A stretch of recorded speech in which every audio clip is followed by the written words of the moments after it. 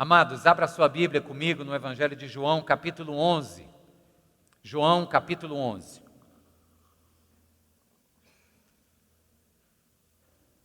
Deus tem me dado uma alegria especial hoje de estar aqui com vocês. Especial, algo diferente, algo bom. Não que não seja bom das outras vezes, mas especial, não sei dizer o que é. Certamente, irmãos, Deus vai fazer algo novo na sua vida hoje, creia nisso. Você já deu boa noite, ou a paz do Senhor, ou Deus te abençoe para quem está do seu lado? Se já, tudo bem, dá para quem está atrás, mas se não, vira para quem está do lado e diga que Deus faça algo novo na sua vida hoje. Deus faça algo novo na sua vida, minha irmã, em nome de Jesus, você mesmo. João capítulo 11.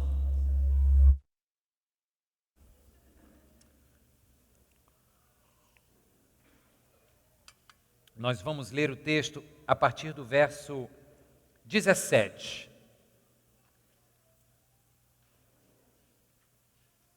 Ao chegar, Jesus verificou que Lázaro já estava no sepulcro havia 4 dias. Betânia distava cerca de 3 quilômetros de Jerusalém, e muitos judeus tinham ido visitar Marta e Maria para confortá-las pela perda do irmão. Jesus estava indo para Jerusalém, portanto, de passagem em Betânia, este vilarejo onde morava o Lázaro e as suas 2 irmãs, Marta e Maria. Já havia sido dado o recado para Jesus dias antes que Lázaro estava enfermo, possivelmente acometido de alguma doença que o levaria à morte, se não fosse intervida, pela presença sobrenatural do Messias. E aí o texto continua no verso 20. Quando Marta ouviu que Jesus estava chegando, foi encontrá-lo, mas Maria ficou em casa. Disse Marta a Jesus: Senhor, se estivesses aqui, meu irmão não teria morrido. Mas sei que mesmo agora Deus te dará tudo o que pedires. Disse-lhe Jesus: o seu irmão vai ressuscitar.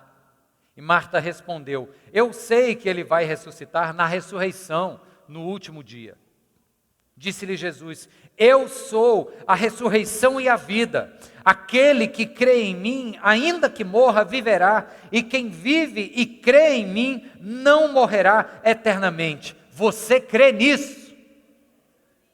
E ela respondeu também assim: amém. Sim, Senhor, eu tenho crido que tu és o Cristo, o Filho de Deus, que devia vir ao mundo. E depois de dizer isso, foi para casa e, chamando à parte Maria, disse-lhe: o mestre está aqui chamando você. Ao ouvir isso, Maria levantou-se depressa e foi ao encontro dele. Jesus ainda não tinha entrado no povoado, mas estava no lugar onde Marta o encontrara. Quando notaram que ela se levantou depressa e saiu, os judeus que a estavam confortando em casa seguiram-na, supondo que ela ia ao sepulcro para ali chorar. Chegando ao lugar onde Jesus estava e vendo-o, Maria prostrou-se aos seus pés e disse: Senhor, se estivesses aqui, meu irmão não teria morrido.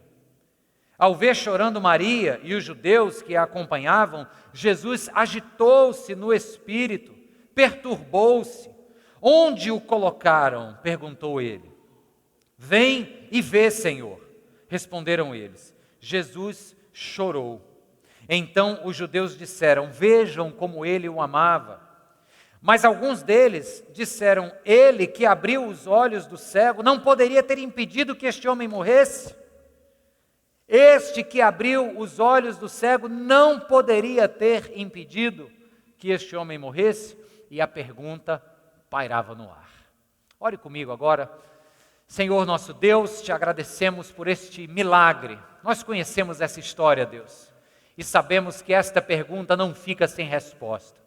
Te louvamos porque Tu és o Deus da vida, e nesta noite o Senhor nos trouxe para este lugar para experimentarmos vida nova. Nossa oração, Senhor, é que esta vida venha através da Tua palavra agora, Senhor. Toque corações e transforme vidas, em nome de Jesus. Amém Amém. Irmãos, nós estamos na nossa terceira mensagem da série Encontros. Jesus Cristo se encontrando com pessoas e a partir desses encontros, coisas novas acontecendo. Perguntas muito sérias sendo respondidas. Por exemplo, por que é que as coisas estão tão erradas no mundo?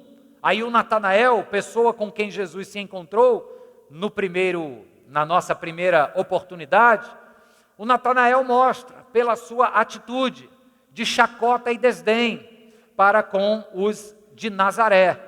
Os lá de baixo do sul, lembra? Jerusalém, olhavam com chacota para o norte e perguntavam, pode alguma coisa que preste vir lá da Galileia? Norte. O Natanael, que era de Betsaida, portanto, no norte, olha para quem está em Nazaré, e ao anúncio que o Messias estava vindo e era de Nazaré, ele então faz a chacota. E tem coisa que preste vindo lá de Nazaré? Isso mostra para a gente um pouco desta desigualdade presente no mundo, onde existem injustiças, onde existem os privilegiados e os marginalizados, onde você, mesmo estando numa condição menor, olha com desprezo para quem é ainda menor que você. Estando algo errado no mundo, vem uma próxima pergunta. Qual é a solução para isso que está de errado no mundo? E no encontro com a mulher samaritana, que falamos na semana passada, essa resposta, um tanto quanto óbvia, vem. E o nome do erro, do mal, do que há de errado com o mundo é o pecado, e a solução para ele é Jesus Cristo. Porém, hoje, com este encontro aqui com as irmãs de Lázaro, nós não apenas vamos considerar a solução para os problemas, mas como é que Jesus Cristo faz para consertar o que está de errado no mundo. Tem um problema, o problema se chama pecado e a solução para ele é a água que nos sacia verdadeiramente, Jesus Cristo. Agora, como que ele faz isso? E é esta pergunta, como, que nós vamos considerar hoje, nesse encontro de Jesus, com Marta e com Maria. Se você voltar os seus olhos para o texto, você vai ver no verso 25, na verdade você vai lembrar da narrativa que Marta e Maria estão recém-enlutadas. O Lázaro, seu irmão, estava morto. Esse era um problema maior do que apenas perder um ente querido. Vamos lembrar que a sociedade na época era patriarcal, machista, o lugar de provisão da casa era do homem, tanto era que havia lugares na lei que obrigava os judeus a darem amparo e sustento caridoso a viúvas. Então, um homem que morre deixa as mulheres da casa desassistidas. Marta e Maria lamentam a perda do seu irmão e a saudade, mas também anteveem uma situação de penúria própria. Estão ali não viúvas, mas desamparadas de um provedor. E nesse luto, neste choro, nesse desespero, elas que se lembram de Jesus, que haviam chamado para que Jesus estivesse lá, quem sabe, ministrando a cura, como fizeram em tantas outras ocasiões, elas agora ouvem que este Jesus chegou de volta, está passando por Betânia, foi ver Lázaro, ou foi prantear junto com elas. E então essas duas mulheres vão até Jesus em momentos diferentes, mas repare, elas vão com o mesmo discurso. Reparou? Ambas dizem a mesma coisa: Mestre, Senhor, se estivesses aqui, meu irmão não teria morrido. É ou não é, queridos? As duas dizem a mesma coisa. O clamor e o pesar de seus corações é o mesmo. O luto é o mesmo. Porém, a resposta que Jesus dá a cada uma delas são duas respostas diferentes. E tem algo muito importante por trás desta diferença. O mesmo luto, o defunto é o mesmo. A dor é a mesma. Duas irmãs emitem o mesmo discurso de lamento para o Salvador. Mas a resposta dele vem em perspectivas distintas. Agora sim, olha no verso 25. Quando Jesus chega e ela fala, se você estivesse aqui, meu irmão estaria vivo. No verso 25, Jesus então aborda Marta da primeira forma, dizendo assim: Marta, eu sou a ressurreição e a vida. Eu não cheguei tarde aqui, porque comigo nunca é tarde demais. Quem crê em mim não morre, e se crê em mim enquanto está vivo, vive eternamente. Amém, Marta? Jesus manda essa para ela, pega assim pelas bitacas, puxa e diz: você não está ciente de quem é que está na tua frente, Marta? Quando ele diz assim, eu sou a ressurreição, Jesus está fazendo menção à sua divindade. Eu sou é aquela expressão emblemática lá de Êxodo capítulo 3, quando Moisés vai olhar lá na sarça ardente e pergunta: quem é que está me enviando ao Egito para resgatar o povo de Deus? E então daquela chama, a voz do Eterno emana e diz assim: diga que o eu sou te enviou. Os teólogos, os rabinos, até hoje ainda tentam entender exatamente o que significa essa expressão. Eu sou o que sou, aquele que é, eu sou o que preciso ser. Tem diversas nuances dessa expressão. E o Evangelho de João tem esta intenção de mostrar Jesus como Deus. Vou já mostrar para vocês algumas passagens, mas é aqui em João, onde por 7 vezes João relata que Jesus usou essa expressão, eu sou, para si próprio. Eu sou o pão da vida, eu sou a fonte de água viva, eu sou o pastor das ovelhas, eu sou o bom pastor, a porta das ovelhas, a luz do mundo, eu sou. Jesus diz isso para Marta: Marta, você está se lamentando porque parece que esqueceu quem é que está diante de você. Aí depois disso, depois da Marta tentar entender e dizer que sim, ela crê que no último dia ressuscitará, etc. Não era bem o que Jesus estava dizendo. Depois disso, então Maria ouve que Jesus está no local e vai até ele. Os judeus acompanham, achando que ela está de volta no sepulcro para lamentar. E no caminho ela encontra com Jesus. E ela diz a mesma coisa. O luto é o mesmo e a declaração é a mesma. Senhor, se estivesses aqui, nosso irmão não teria morrido. Jesus, que teve uma pegada messiânica com a Marta, divina, Marta, o eu sou está aqui, comigo nunca é tarde. Este Jesus, curiosamente, muda o discurso. E para Maria, ele no alto da sua humanidade vulnerável, ele pergunta: onde é que está o corpo? Me levem até lá. E quando vê a comoção, e ele próprio se comove, diz o texto, no menor versículo que a Bíblia apresenta, verso 35, diz que Jesus, o que, queridos? Chorou. Que jeito é esse de lidar com o luto pela morte de Lázaro? Com Marta, Jesus evoca a sua divindade. Com Maria, Jesus se mostra humano, compassivo, chorão, derramou a lágrima com aquela que chorava também. Aqui, queridos, de maneira bem simples para que você entenda, é a resposta ao como. Como é que Jesus é a resposta para os problemas do mundo? Está aqui. É Ele sendo Deus fazendo-se homem. É o texto que nós lemos na abertura do nosso momento hoje, o hino cristológico lá de Filipenses capítulo 2. Deus se esvaziou da sua glória, assumiu forma de homem e foi obediente até a morte e morte de cruz. É porque Jesus Cristo é Deus e ao mesmo tempo homem que nós podemos ter a resposta e a solução para o problema chamado pecado. Amém? A verdade é só essa, e eu podia encerrar aqui. A questão que não é tão simples, e eu quero te ajudar a caminhar por essas verdades comigo hoje.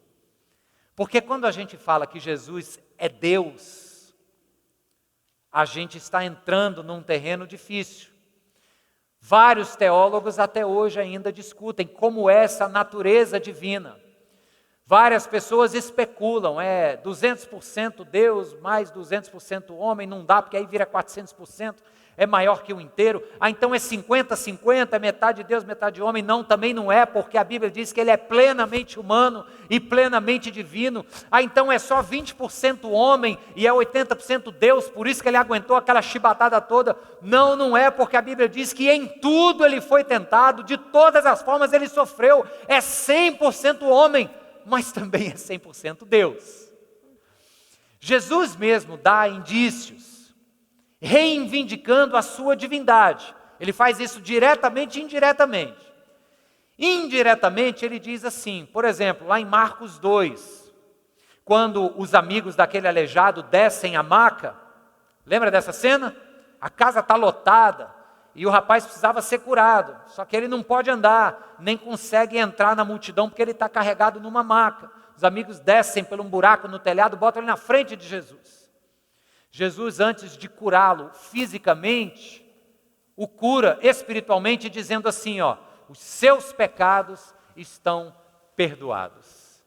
Essa é uma forma indireta de você reivindicar a sua divindade. Sabe por quê? Pensa comigo, é lógico. O José não pode perdoar a ofensa que o João cometeu a Maria. Só quem pode perdoar essa ofensa é quem? É a Maria. José não tem nada a ver com isso. Perdão só é concedido pela parte ofendida. Faz sentido? Jesus diz, eu perdoo os seus pecados. O pecado é uma ofensa contra quem? Contra Deus. Dizer que perdoa pecados é reivindicar indiretamente a sua divindade. Outra cena em Lucas, capítulo 10. Jesus diz no verso 18 que viu Satanás cair do céu junto com as estrelas. O que é isso senão dizer que antes que o mundo fosse mundo, ele já pré-existia. João vai dizer isso quando fala que no princípio era o verbo e através dele todas as coisas foram criadas. Jesus está dizendo, antes que isso aqui fosse, eu já era. Então ele reivindica para si indiretamente esta divindade, este ser igual a Deus. Mas ele também faz isso diretamente. Com relação à questão da pré-existência, ele fala lá no capítulo 8 de João, que antes que Abraão fosse, eu já era. Jesus usa novamente o eu sou.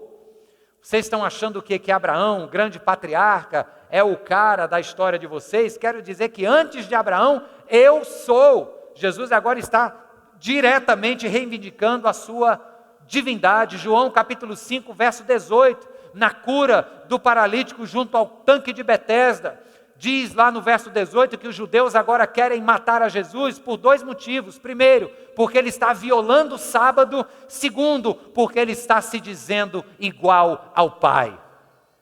Ele falou verbalmente, João 14, verso 6, eu sou o caminho, a verdade e a vida.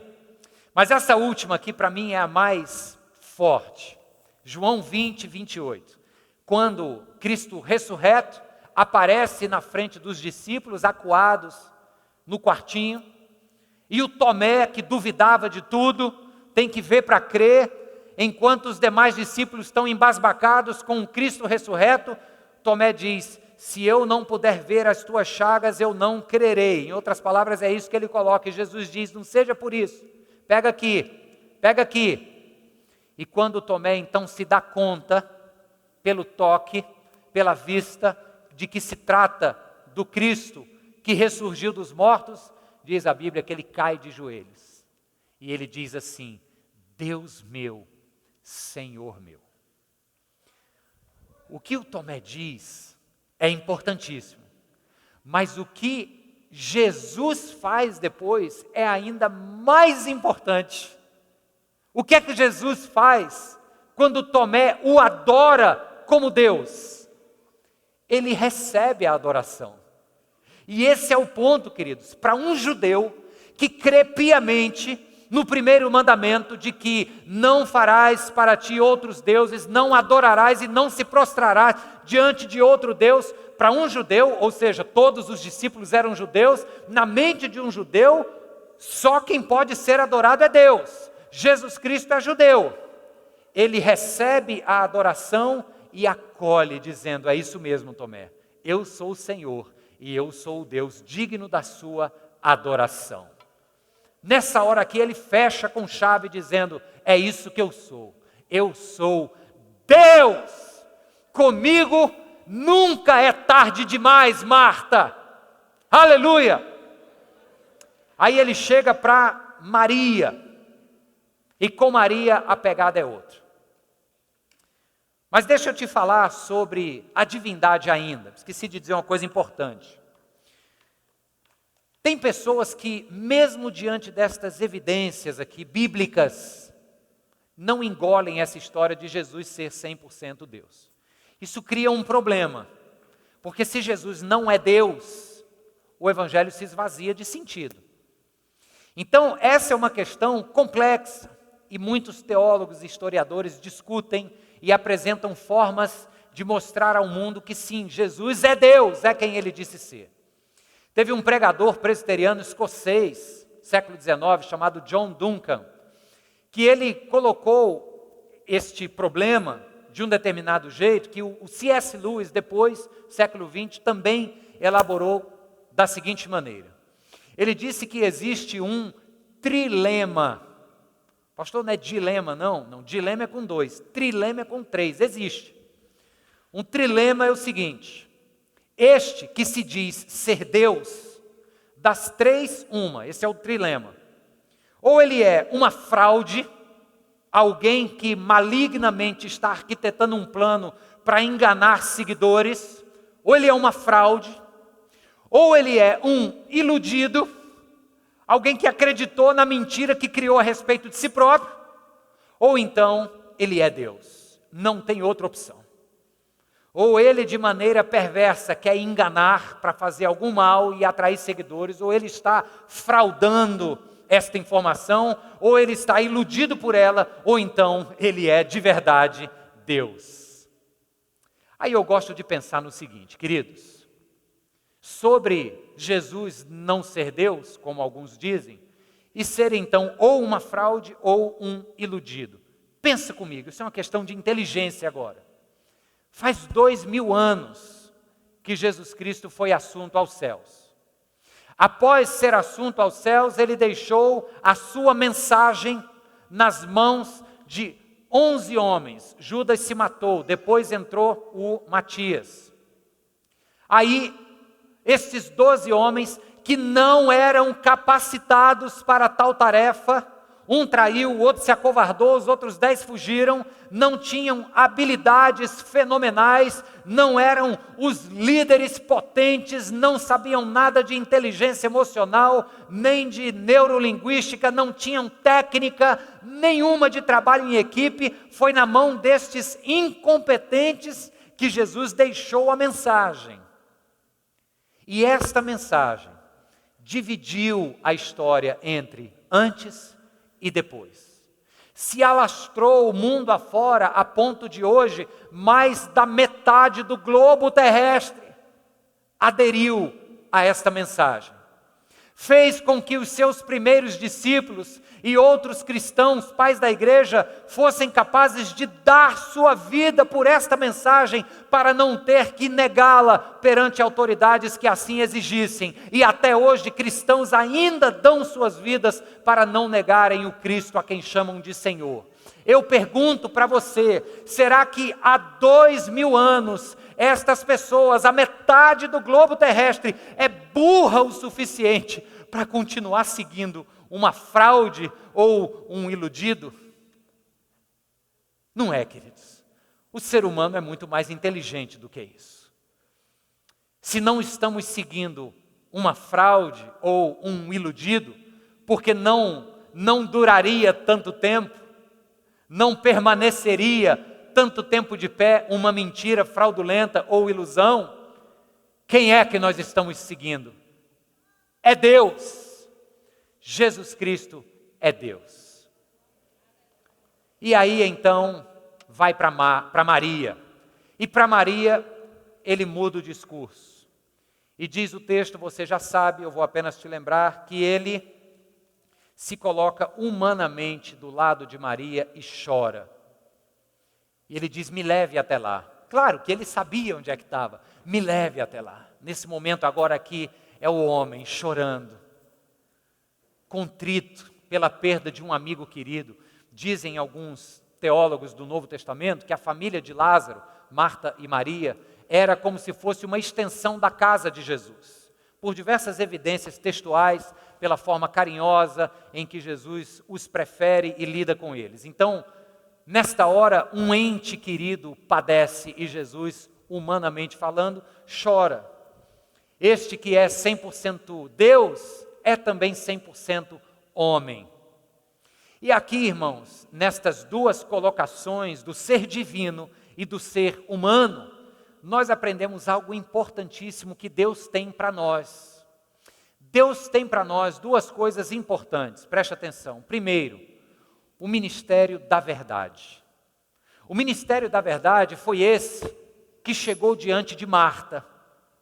A Marta, naquele momento, precisava da verdade na cara. É como se Jesus lhe pegasse pelos ombros, desse uma sacudida e dissesse, Marta, você está esquecendo de quem é que está aqui, Marta? Tem momentos nas nossas vidas que a gente precisa de um saculejo desse, é ou não é verdade? Tem momentos que a ansiedade toma conta da gente, problemas, medo. Tem noites que é difícil dormir por preocupações com o dia de amanhã, é ou não é? Parece que nessa hora a gente carece de alguém que nos pegue pelas bitacas, dê o saculejo e diga, meu amigo, cadê o Deus que você crê? Ele é ou não é divino, dono de todas as coisas, o autor da vida? A gente precisa disso, o ministério da verdade, que dá aquela sacudida, nos coloca de pé e diz, espera aí, eu sei a quem eu sirvo e em quem eu creio. Mas tem momentos, irmãos, que não é para a gente chegar sacudindo. E aí é o ministério das lágrimas. Quando a palavra de Deus nos ensina a chorar com os que choram, está nos dizendo que tem pessoas em momentos de suas vidas que precisa sim de uma sacudida com a verdade, mas antes precisa de empatia, precisa de alguém que chegue e acolha e chore junto. Esse é o ministério das lágrimas e veja só, Deus vai usar você, para chorar junto com alguém em necessidade. Quem sabe em tempo oportuno, use você também para pegar nos ombros e sacudir, ministério da verdade. Mas tem também o ministério das lágrimas e é isso que Jesus fala quando ele se mostra vulnerável para Maria e ele chora. Ele não tem medo do que vão dizer na sua humanidade. A Bíblia nos apresenta Jesus como este paradoxo de Deus sendo homem. Diz lá no Apocalipse que ele é o cordeiro e o leão. Ao mesmo tempo robusto, cheio de autoridade e imponência do leão, mas também cheio de fragilidade sacrificial do cordeiro.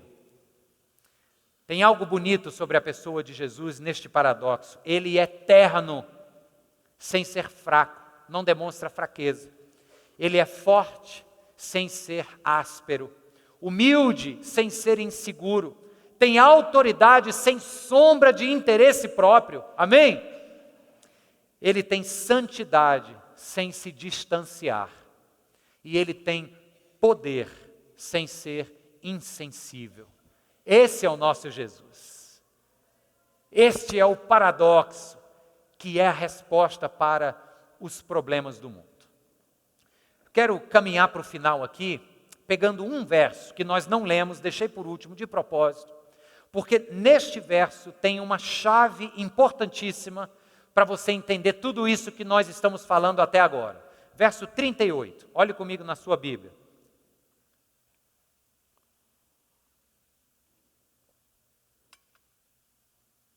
Jesus outra vez profundamente comovido, foi ao sepulcro. Outra vez por quê? Porque ele já havia se comovido no verso 33, quando diz que Jesus agitou-se no espírito e perturbou-se. A tradução para o português perdeu muito do que realmente o grego quer dizer aqui. Agitou-se no espírito, comovido no espírito. A raiz do verbo grego aqui, queridos, é a mesma usada para mostrar o cavalo, quando para de uma corrida e dá aquela expirada zona forte pelo nariz. A ideia é como alguém que bufa de raiva, de indignação. Literalmente, o que o texto está dizendo aqui no verso 38 é que Jesus urrou de raiva.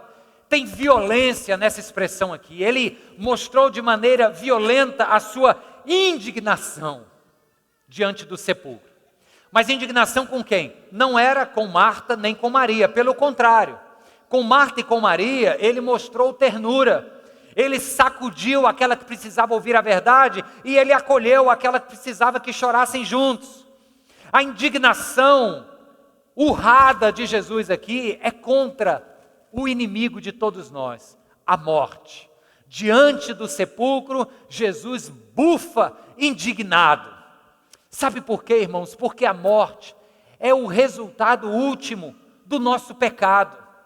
Quando Deus criou o homem no jardim, o homem não foi criado para experimentar esta degradação física, para ser limitado na sua existência. O homem foi criado para desfrutar de plenitude na presença do Criador, plenitude no número de anos. A morte veio quando no capítulo 3, por ocasião do pecado, Deus diz que foi isso que vocês fizeram. Por causa de vocês agora a terra foi fraturada, a terra vai brotar dela espinhos. A mulher que antes paria normalmente agora vai ser em dores, o homem vai ter que suar para trabalhar e para ganhar o fruto do seu trabalho, vai ter que ralar por isso. Esta inserção num mundo caído resulta na morte. E Jesus Cristo bufa de indignação diante da morte, porque Ele sabe, queridos, que para logo, logo dizer que Lázaro saia de dentro daquele túmulo, Ele iria se colocar dentro do túmulo. Para que Lázaro voltasse à vida, Jesus precisava entregar a sua vida. Para que eu e você possamos ser resgatados das garras da morte e trazidos a uma vida plena e abundante, Jesus precisou entrar na sepultura.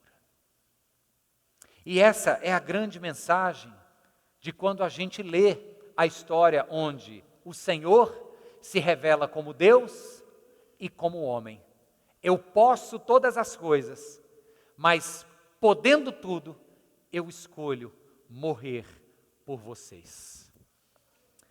Os presentes naquela cena disseram assim: vejam como ele o amava. Lembra disso? Na verdade, é como se os anjos olhassem para nós, olhassem para Jesus na cruz e comentassem entre si: vejam como ele os ama. Aleluia. Quero concluir lendo um pedaço de uma das crônicas do meu livro, e já fica a propaganda, porque para mim, uma das formas mais bonitas de Deus se comunicar com o homem é através da sua palavra.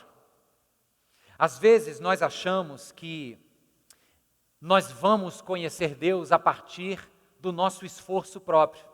Isso está desde lá da Torre de Babel, o homem construindo uma torre alta para chegar aos céus e conhecer a Deus. Mas não, queridos, a gente só conhece a Deus na medida em que Ele se revela para nós. É ou não é verdade? Tem uma ocasião interessante, deixa eu contar essa antes de ler aqui o pedaço da crônica. O premier russo, em 1961, começo ali da Guerra Fria, o nome dele é Nikita Khrushchev. Ele fez uma declaração quando a União Soviética colocou o primeiro homem em órbita. E a declaração que ele fez foi mais ou menos assim, não foram essas as palavras, mas o que ele quis dizer foi o seguinte: colocamos um homem no espaço e lá de cima não se viu Deus nenhum. Portanto, Deus não existe. A gente sabe que esse é um argumento falho, mas o que é que ele está querendo colocar? Está querendo dizer o seguinte, que se não der para o olho constatar, se não for auferido através ali da observação, não existe. Isso é o ápice do racionalismo. Este argumento dele é falho. Por quê? Porque, como eu disse e repito, o homem não pode conhecer a Deus a partir de iniciativa própria. O homem só sabe de Deus aquilo que Deus resolve revelar ao homem. E o C.S. Lewis, e aí eu concluo e vou ler aqui, ele fala sobre esta revelação de Deus para que o homem o conheça de uma forma muito bonita. E com isso eu encerro, queridos. Veja que lindo. C.S. Lewis diz que se Deus existe, e nós cremos que existe, certamente nós não nos relacionamos com Ele da mesma forma que as pessoas do primeiro andar de um prédio se relacionam com as pessoas do segundo andar. Bate lá na porta, pede para tomar um cafezinho e tal, iniciativas, né, indo e vindo. Não é assim. Nós nos relacionamos com Deus, aí o Lewis, que é inglês, ele diz, da mesma forma que o Hamlet se relacionaria com Shakespeare. Vamos atualizar aqui. A nossa relação de conhecimento com Deus seria da mesma forma que a Índia Iracema se relacionaria com José de Alencar. De que maneira? Nós, os personagens, talvez conheçamos bem o autor, mas apenas na medida em que ele próprio decide dar informação a seu respeito ao longo da peça ou da obra. Faz sentido? Aí continua. Na perspectiva cristã, porém, cremos que Deus fez muito mais do que simplesmente nos dar informações a respeito de si. E aí ele cita uma autora, interessantíssimo que ela fez. Muitos fãs das histórias policiais e de mistério, escritos pela autora Dorothy Sayers, afirmam que ela foi uma das primeiras mulheres a estudar em Oxford. O personagem principal de suas histórias era um detetive solteiro e aristocrata chamado Peter Wimsey. Esse era o personagem que ela criou nas suas histórias de mistério. Todavia, a certa altura, nos romances da autora Sayers, aparece uma nova personagem chamada Harriet Vane. Ela é descrita como uma das primeiras mulheres a estudar em Oxford e que, além de ser uma autora de romance de mistério. Muitos acreditam que Sayers, o que ela fez? Examinou o mundo que havia criado em seu romance, apaixonou-se pelo seu herói solitário, o Peter, e se colocou na história para salvá-lo, para redimi-lo. E aí ele diz aqui, emocionante. Só que, nem de perto, isto que ela fez é tão emocionante ou espetacular quanto a realidade da encarnação de Cristo. Conforme nos diz o Evangelho de João, capítulo 1, verso 14. O verbo que se fez carne e habitou entre nós, cheio de graça e verdade. É como se Deus tivesse olhado para o mundo que havia criado, visto a nossa perdição e assim se compadecido do seu povo. Então, colocou-se a si mesmo na história humana como personagem principal. A segunda pessoa da Trindade, o Filho de Deus, ele veio ao mundo como homem, Jesus Cristo. Esta é uma notícia muito boa que temos da parte do Pai. Boa notícia é a tradução da palavra grega evangelho. Enfatizamos o poder do evangelho de Jesus Cristo, a boa notícia que traz esperança e vida nova ao mundo. Pois toda a escravidão espiritual, culpa e condenação não nos ameaçam mais. O autor da vida se fez homem, pôs-se em nossa história e nos convida a escrevê-la, agora em 4 mãos, enchendo-a de plenitude e realização. Aleluia! Foi isso que Deus fez para consertar o mundo.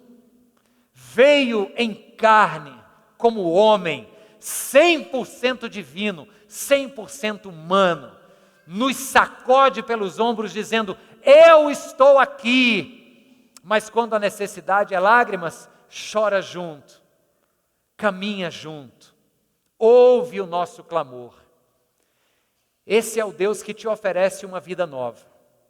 Você que se reconhece em problemas, você que se reconhece compulsivo, ansioso, incapaz de pôr sua própria casa em ordem, eu quero lhe dizer que com Jesus nunca é tarde demais.